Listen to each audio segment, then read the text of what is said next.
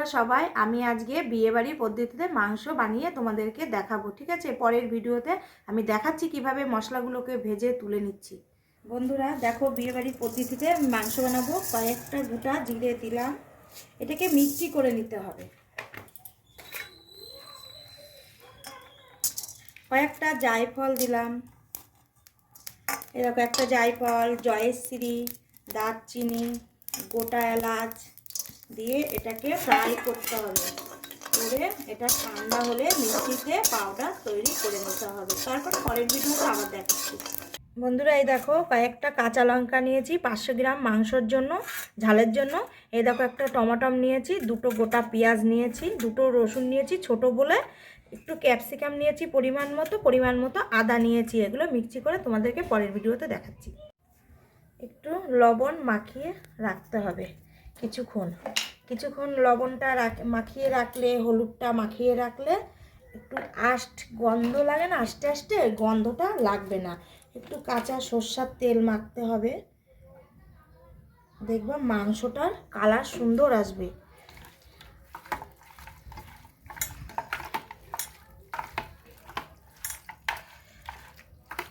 এইভাবে মেখে রাখবে মাংসটাকে, একটু সময় মেখে ঢেকে রাখবে, তাহলে কালার সুন্দর দেখাবে।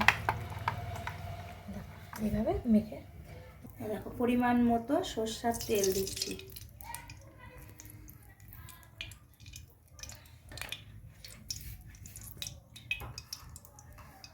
দুটো লঙ্কা, একটা তেজপাতা দিয়ে দিলাম, একটু জিরে দিয়ে দিলাম, গোটা জিরে।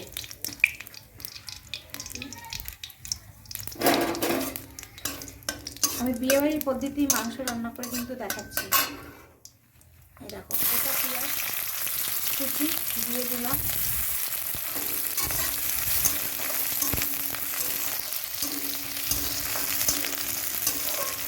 পেঁয়াজ কুচিটা হালকা লাল লাল পরিমাণে হয়ে গেলে অল্প পরিমাণে একটু পেঁয়াজ বাটা দিতে হবে, যাতে মাংসটা মানে পাতলা ঝোল টাইপের না হয়, একটু মাখা মাখা আসে। পরিমাণ মতো পেঁয়াজ বাটা দিয়ে 500 গ্রাম মাংসতে নিয়ে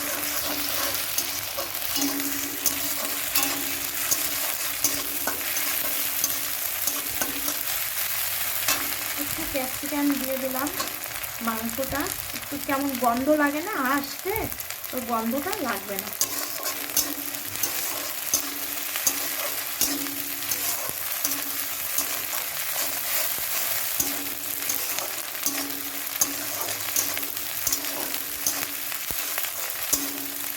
এটা একটু ভাজতে হবে লাল লাল করে,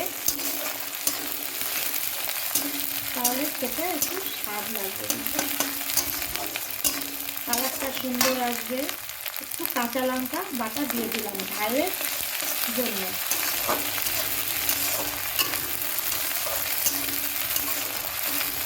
রসুন বাটা দিয়ে দিলাম,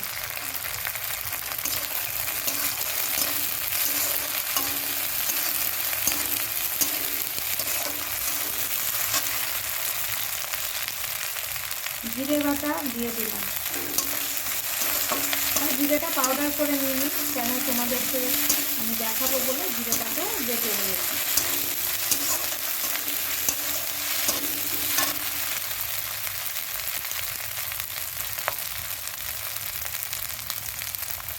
আদা বাটা দিয়ে দিয়েছি,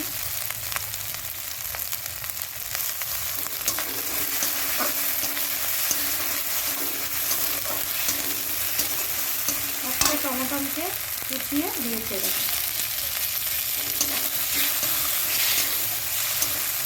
একটু টমেটো বাটা দিয়ে দিয়েছি। এরকম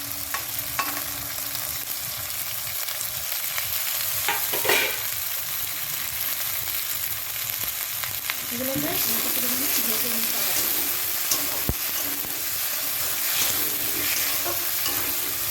গ্যাসটাকে একটু আস্তে করে দিতে হবে,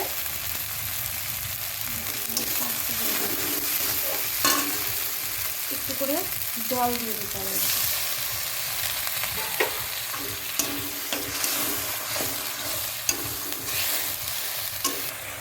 দেখো এগুলো হালকা পরিমাণে লাল হয়ে আসছে, ঠিক আছে। এবার আমি লবণটা পরিমাণ মতো দিয়ে দিলাম।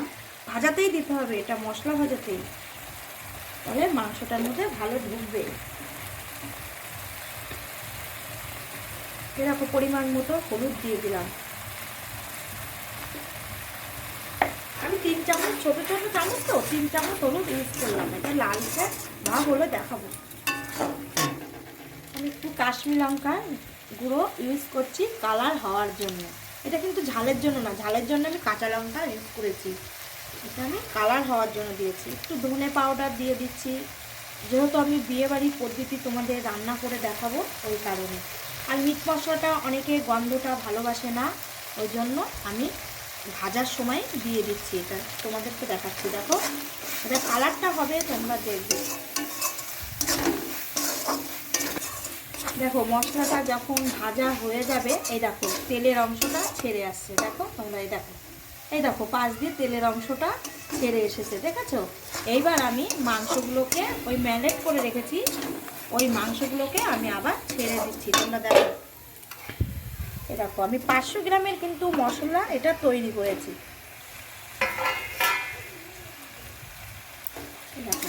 মাংসগুলোকে এবার মাখা মাখা করে দিলাম। এটা কিন্তু বিয়েবাড়ির পদ্ধতি রান্না করছি আমি, এটা ঘরোয়া না, এটা বিয়েবাড়ির পদ্ধতি রান্না।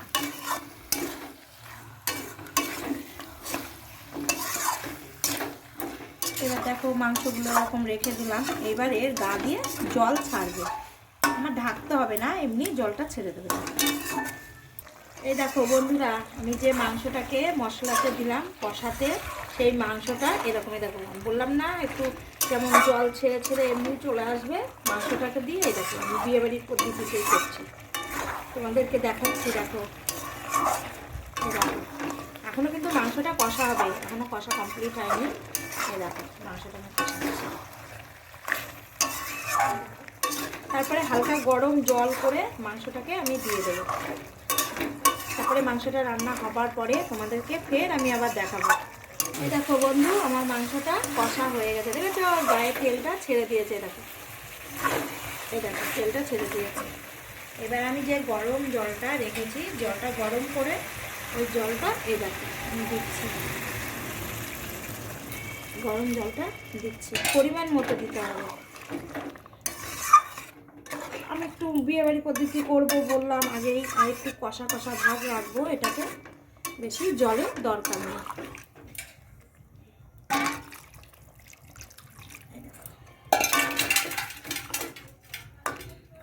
মাংসটাকে কোনো ঢাকার দরকার হবে না, এমনি হয়ে গেল, দেখেছো কোনো ঢাকার দরকার নেই। এই দেখো বন্ধুরা, আমি একটু মিট মশলা দিয়ে দিলাম অল্প করে পরিমাণ মতো, আর ওই একটু পরিমাণ মতো ঘি দিয়ে দিচ্ছি। ঘিটা দিলে কি হয়, একটু টেস্ট লাগবে, কিছুই না। একটু নাড়িয়ে নিতে হবে।